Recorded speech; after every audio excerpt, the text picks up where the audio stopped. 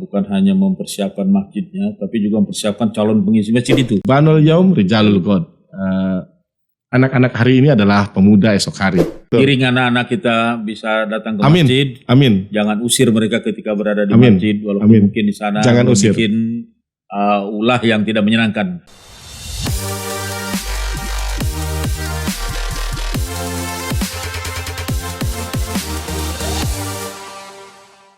Assalamualaikum warahmatullahi wabarakatuh.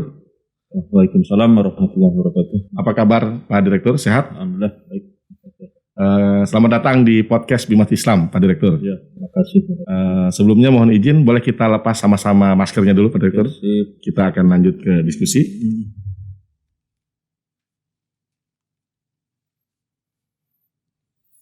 Pak Direktur Urusan Agama Islam dan Pembinaan Syariah, Bapak Dr. Andes Haji Agus Salim.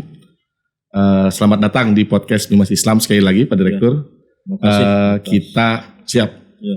Kita hari ini akan berbincang soal masjid ramah anak dan ramah disabilitas. Belakangan memang kita melihat bagaimana antusias masyarakat Muslim di Indonesia terhadap layanan keagamaan. Dan kita beruntung bahwa pengabdian kita di Bimas Islam saat ini membawahi Direktorat Urais, di mana Subdit Kemasjidan sebagai satu unit kerja yang ada di dalamnya itu membawahi atau menaungi dan melakukan pembinaan terhadap 700.000 masjid yang ada di Indonesia. Kisarannya kira-kira seperti itu. Dan saat ini kita juga memiliki sumber data berupa SIMAS yang memberikan informasi secara aktual tentang data real yang kira-kira inputnya berangkat dari masyarakat berjumlah sekitar 500.000 kalau tidak salah.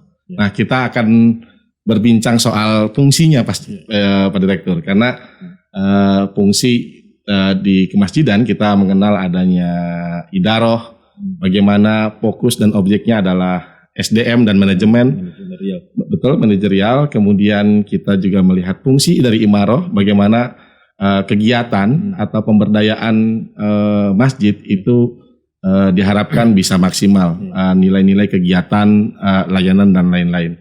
Baru kemudian fungsi yang ketiga adalah riayah, yaitu fungsi terkait dengan bagaimana sarana dan prasarana fasilitas yang maintenance, betul, fasilitas yang kira-kira mendukung pemberdayaan masjid.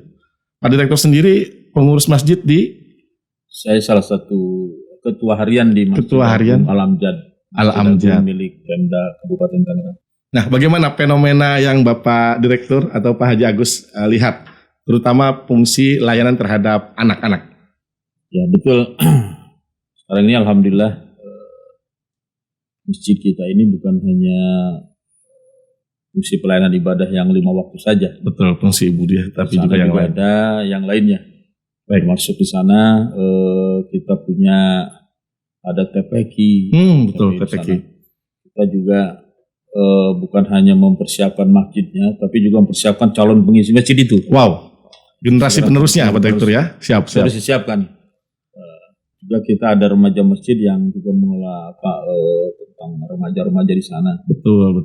Jadi memang ya kita sangat memang bersyukur lah. Ini karena mereka kan calon-calon pengisi masjid di masa akan datang. Betul. Jadi walaupun mungkin ada fenomena anak itu bikin ribut, misalkan dengan keramaian dan lain-lain. Dunianya lah gitu ya. Betul. Karena memang dunianya. ada juga mungkin ya mungkin bisa ya buat gaduh dan segala macam. Tapi buat kita ya paling kita arahkan aja.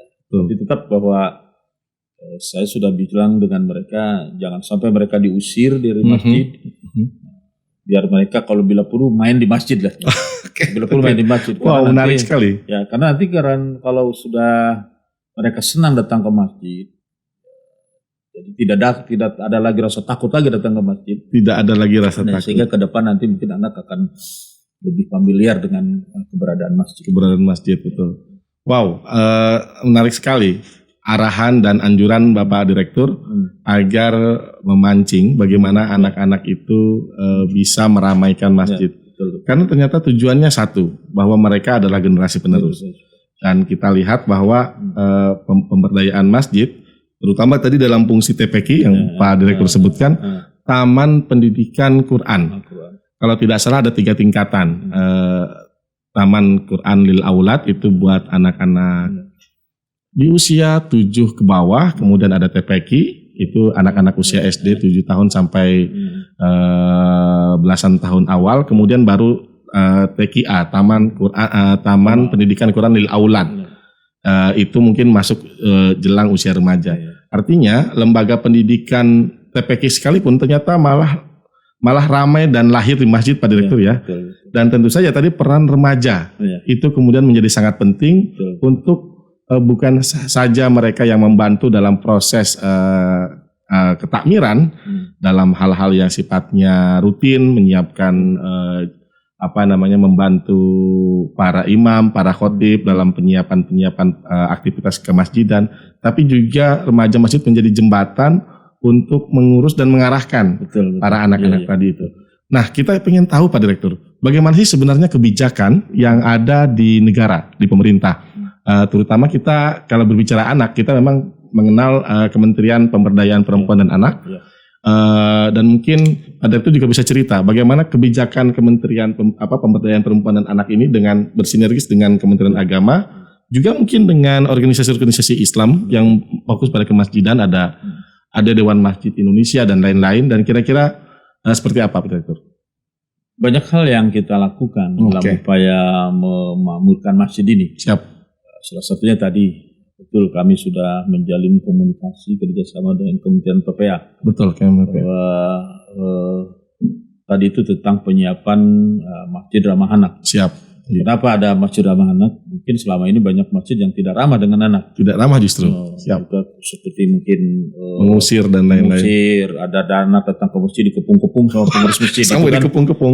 Dikejar-kejar sama pengurus masjid bahwa ini anak dianggapnya ya brengsek lah segala macam, mengganggu dan lain-lain. Itu kan satu paradigma yang salah. Siap. Kita. Itu yang harus kita koreksi. Bagaimana supaya marahkan anak ini mau datang ke masjid? Tadi itu mungkin mulai dari penataan masjidnya seperti apa, mungkin dari mulai tempat wudhunya, fasilitasnya, riayahnya sarana dan prasarananya. Terus nyiapkan anak itu tempat wudhunya seperti apa, lalu mungkin tangganya tidak terlalu tajam, ada pegangannya buat anak-anak gitu ya.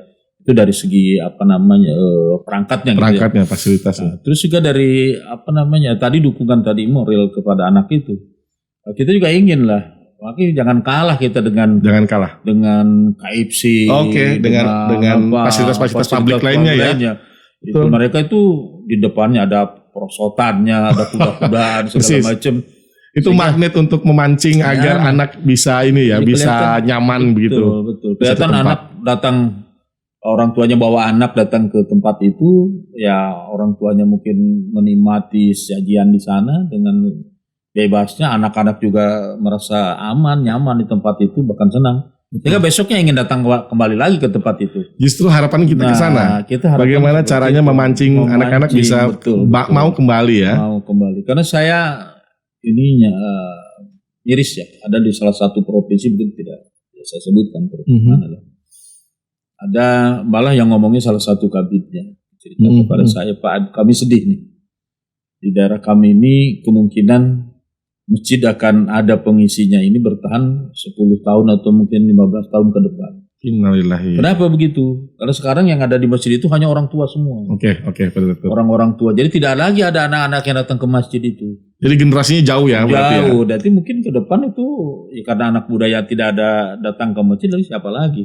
Mungkin ke depan mungkin 5-10 tahun ke depan ini bisa tergulung. Nauzubillah. Nah ini memang yang ini menjadi pemikiran kita. PR besar. PR besar buat kita. Jadi kita duga dengan tadi itu Kementerian PPA bagaimana supaya tadi itu menarik anak-anak bisa mereka menjadi pengisi masjid yang baik gitu. Betul. Kita upayakan, dan kita sudah tahun yang lalu kita 10 kalau tidak salah ya 10 masjid kita bantu. Berarti ini kebijakan dari Direktorat URAIS terhadap konsep dan pelaksanaan program Masjid Ramah Anak. Kita sudah siapkan satu bus itu 50 juta. Oke, berarti dalam bentuk jadi ini bagian dari kebijakan. Ya, kebijakan dari Direktorat URS mungkin tentu saja ada yang bersifat program, semacam pembinaan begitu. Ya, pembinaan. Kemudian betul. Juga ada yang sifatnya penguatan bagi imam, takmir dan khotib, dan juga ada yang bersifat bantuan fisik, di mana kita memperkuat sisi infrastrukturnya begitu Pak Direktur ya. Dan kita sudah mencatat 10. Wow. Tahun ini kita juga programkan lagi. Wow. Karena kemarin ada rekomposisi. Ini wajib didukung. Ya, kita rekomposisi. Saya inginnya semua provinsi memiliki. Amin. Kita semua ingin semua provinsi memiliki. Bahkan bila perlu ke depan ya akan dibangun lebih banyak lagi. Amin. Provinsi mungkin kita bisa menyasar ya kabupaten lah. Betul. Atau mungkin bila perlu ya tingkat kecamatan juga kita nanti akan programkan seperti itu. Kita akan mulai dengan pola berjenjang Pak Direktur ya. Dari provinsi dulu yang jumlahnya kalau kita mengkategorikan masjid provinsi dalam masjid raya, maka ada 34. 10 berarti nanti kita bertahap mengisi yang 24 lainnya dan mimpi Pak Direktur bahkan sampai level masjid jami di tingkat kecamatan. Kita berharap seperti itu. Amin. Inginlah agar mereka kita bantu ini. Tadi itu untuk menyiapkan generasi terus ke depan. Betul. Ini kabar gembira Pak Direktur bagi masyarakat Muslim di Indonesia karena seiring tadi tingginya dan meningkatnya antusiasme masyarakat terhadap pengamalan dan pemahaman keagamaan Islam, dan kita mengetahui bahwa hampir 99% kita memahami ide dan gagasan atau pengalaman keberagaman itu justru dari masjid. Iya, betul. Kalau saya mungkin dari tajuk. Saya itu dari mulai asar itu sudah pasti main ke masjid, belajar Iqra, dan kemudian maghribnya nggak pulang, nongkrong lagi di situ, karena memang adzan atau mic itu bisa kita rebutan. Ya tentu oleh para pengurus takmir masjid atau pengurus tajuk atau musola itu tentu saja diatur siapa yang memang sudah fasih dan kemudian mendapatkan kesempatan untuk mengambil mic. Karena itu bentuk eksistensi awal seorang generasi muslim ketika memang dia bergeser dari segi usia. Dari masa syabab gitu menjadi masuk kepada masa yang lebih dewasa. Usianya meningkat tapi dia juga ingin merasa eksis, dan pintunya ternyata justru masjid sebagai sarana keagamaan. Dan masjid tentu saja mungkin dilihat dan dipersepsikan oleh anak-anak tadi itu bukan hanya sebatas tempat ibadah, tapi juga tempat bermain. Maka mungkin fasilitasnya nanti yang 50 juta itu Pak Direktur mungkin nggak diberikan khusus untuk buat membeli misalnya perangkat-perangkat yang mendukung sarana anak. Misalnya mungkin pojok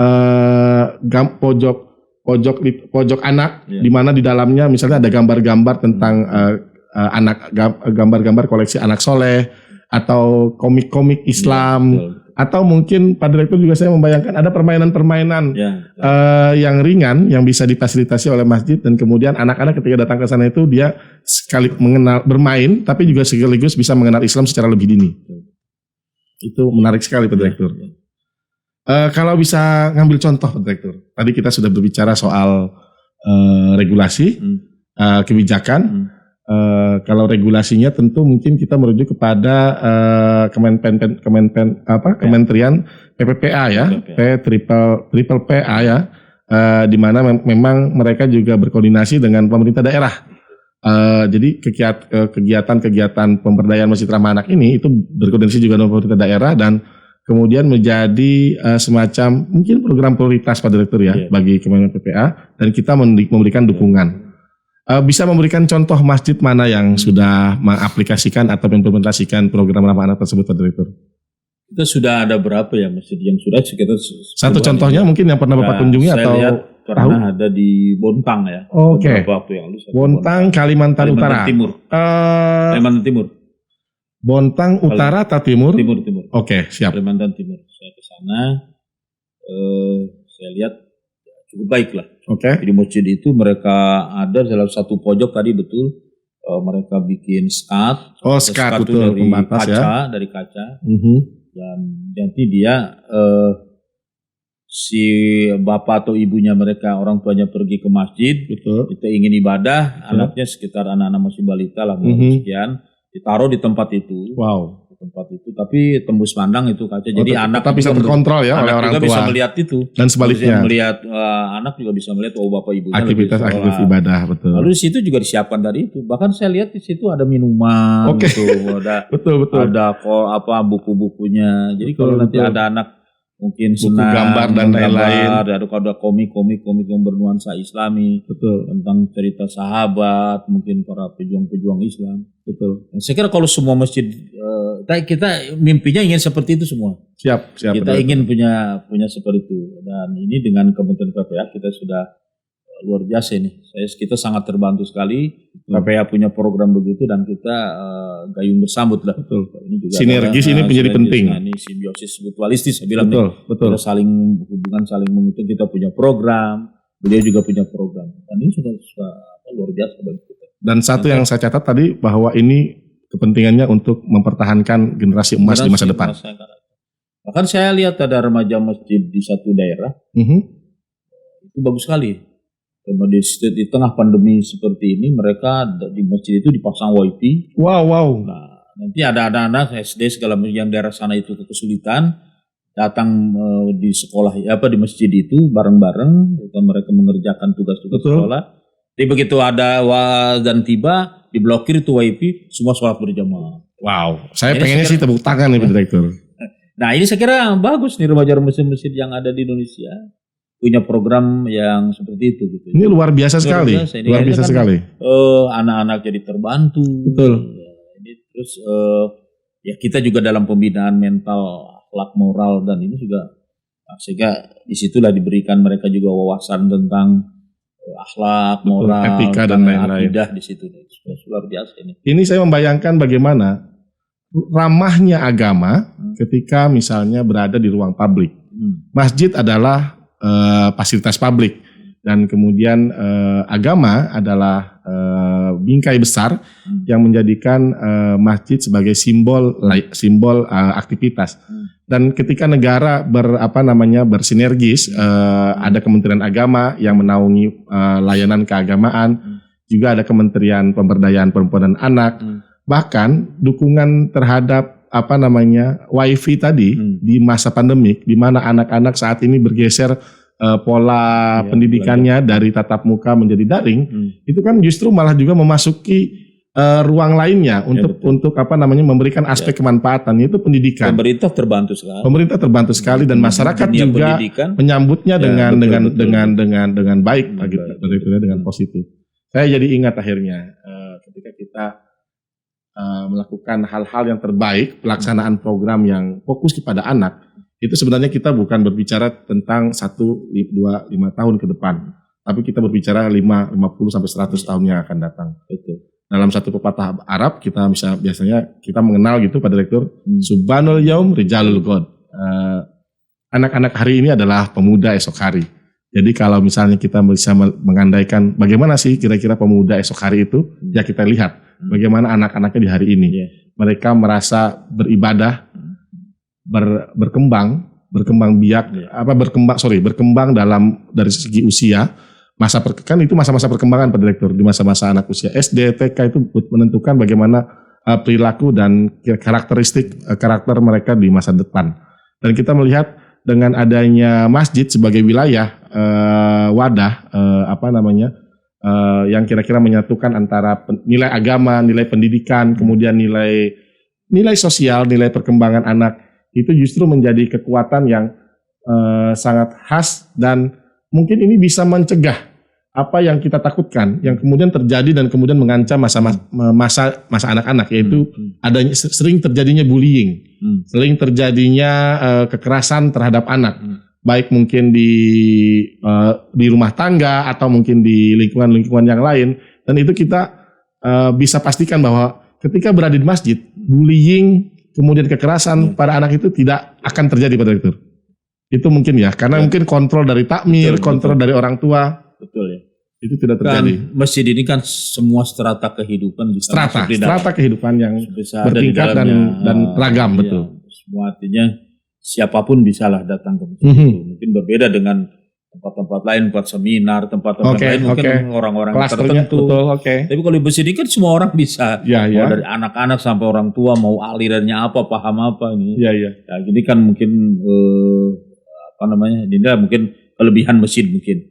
Maaf kita kalau kita mungkin bandingkan dengan saudara kita. Betul. Mereka itu hanya komunitas sekte tertentu aja ada di masjid itu. Betul. Apa di sarana ibadah Betul, mereka. betul. Atau denominasinya saja gitu. Betul. Tapi kalau masjid itu kan semua. Artinya seperti mau orang Muhammadiyah, Betul. mau misalkan organisasinya Oke. Persis, mau NU. Tapi kalau saat Sifat Jumat itu, keterbukaan dari kalau sholat Jumat itu semua ada di masjid semua itu. hadir di Jadi situ. tidak ada Betul. membedakan hal itu. Betul, betul. Nah ini kita manfaatkan Betul, gitu. Ini betul, oleh Pak Direktur. termasuk anak-anak gitu. Anak-anak itu kan mereka mungkin makanya nanti kita juga berharap gitu para penceramah dan segala macam ya itu harus tadi itu tuh. Karena di dalam bus itu ada anak-anak, ada orang tua gitu, ada mungkin tadi mengarah kepada hal-hal yang kekerasan dan sebagainya itu bisa kita lakukan kontrolnya di sana ya. Iya, di masjid, preventifnya bisa di preventifnya masjid. di masjid. Ya. Oh, asik sekali. Dan ini bentuk kehadiran negara yang negara harus hadir yang seperti aktif ini, ya. begitu. Nah, tapi kita di Kementerian Agama, makanya kita menggandeng Kementerian PPA, Betul, PPA betul. tadi untuk ke arah sana gitu.